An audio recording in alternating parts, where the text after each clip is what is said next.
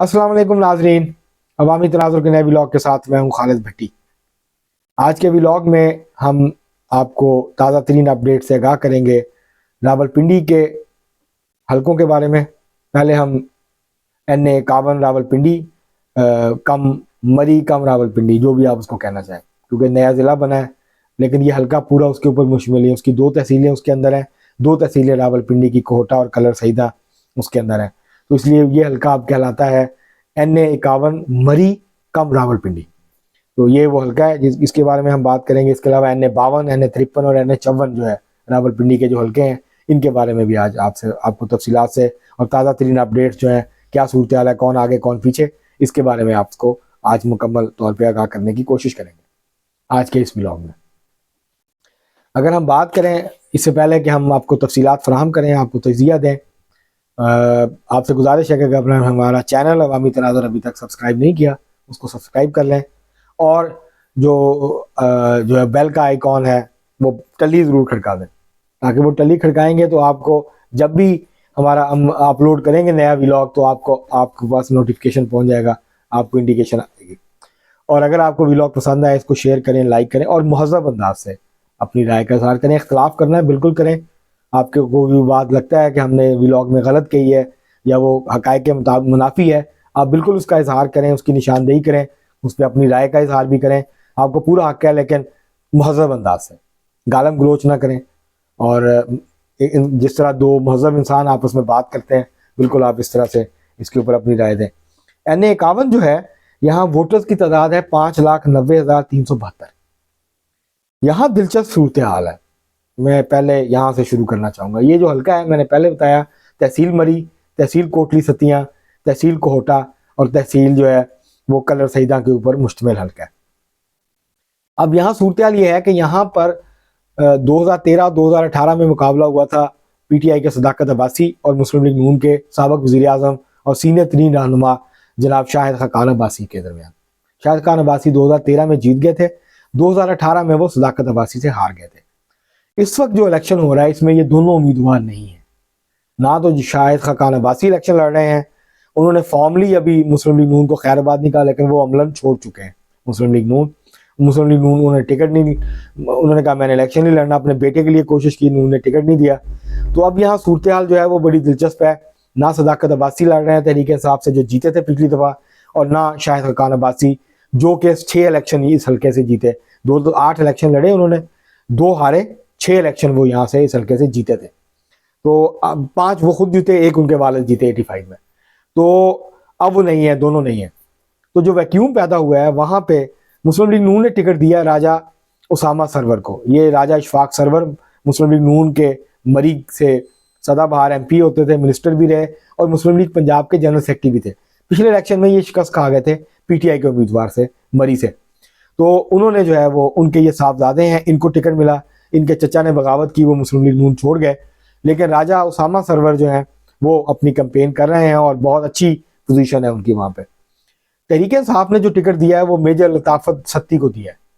वो निस्बतन कमज़ोर उम्मीदवार है और मुकाबला करेंगे वो, उनको वोट मिलेगा, बिल्कुल तहरीक इंसाफ का जो वोट है वो उनको वोट मिलेगा। लेकिन वहाँ तहरीक इंसाफ के 2 लोग आज़ाद हैसियत से खड़े हैं, दोनों बड़े तगड़े उम्मीदवार हैं। कौमी असम्बली पे मुर्तज़ा सत्ती जो है साबिक़ पीपल्स पार्टी के MNA थे, इन्होंने 2002 में शाहिद खान अब्बासी को शिकस्त दी थी इस हल्के से। ये पहली दफ़ा था शाहिद खान अब्बासी पहली दफ़ा 2002 में इलेक्शन हारे थे और इनको गुलाम मुर्तज़ा सत्ती ने पाकिस्तान पीपल्स पार्टी के टिकट पे शिकस्त दी थी।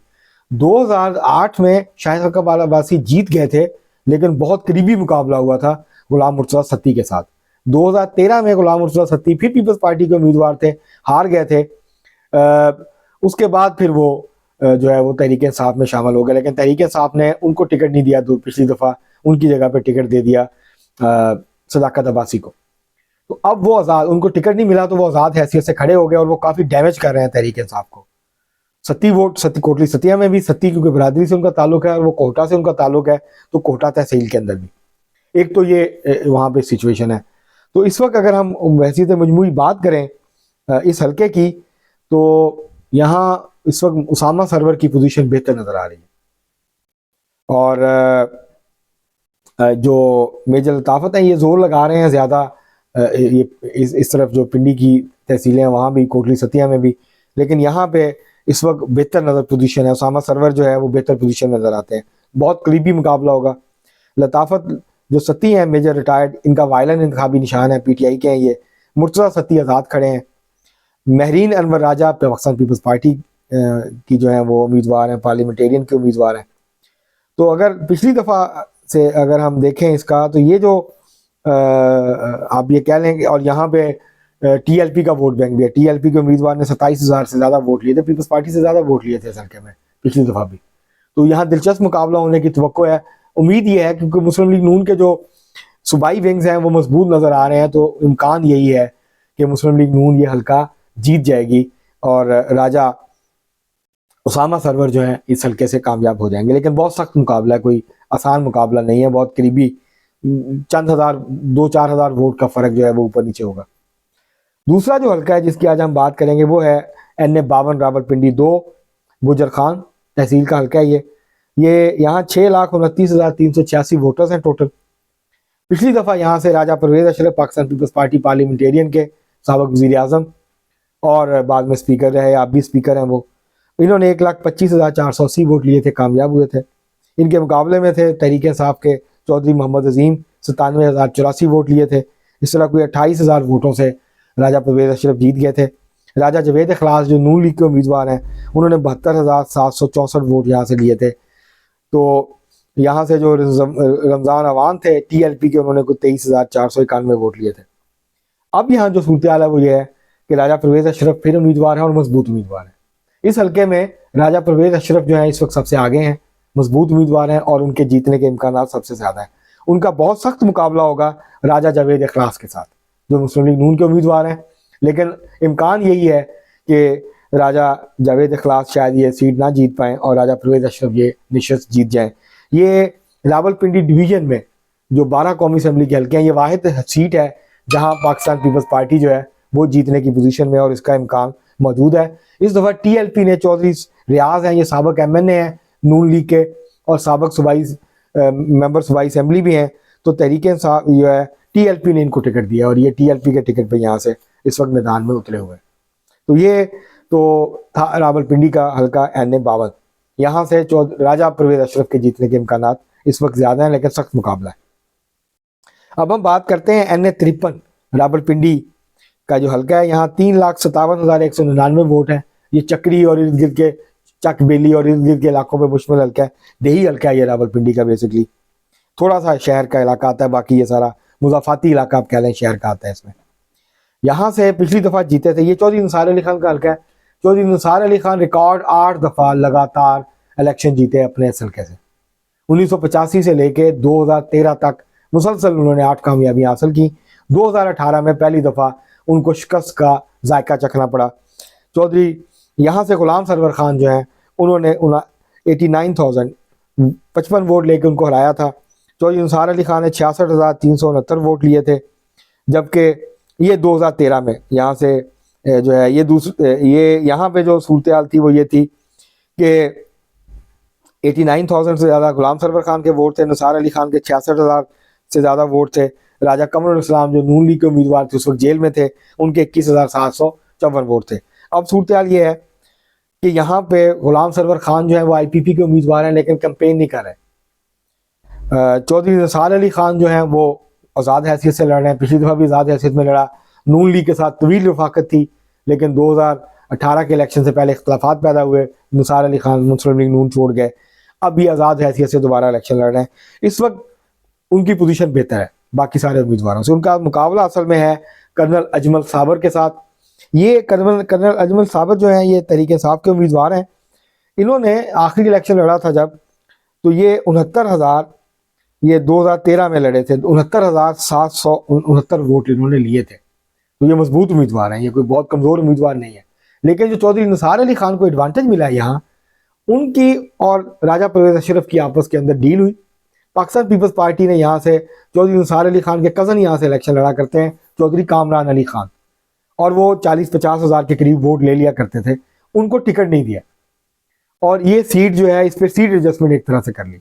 वरना इससे पहले जो है वो राजा परवेज अशरफ के भाई भी यहाँ से इलेक्शन लड़ चुके हैं और उन्होंने भी यहाँ से 40-45 हज़ार के करीब वोट लिया था।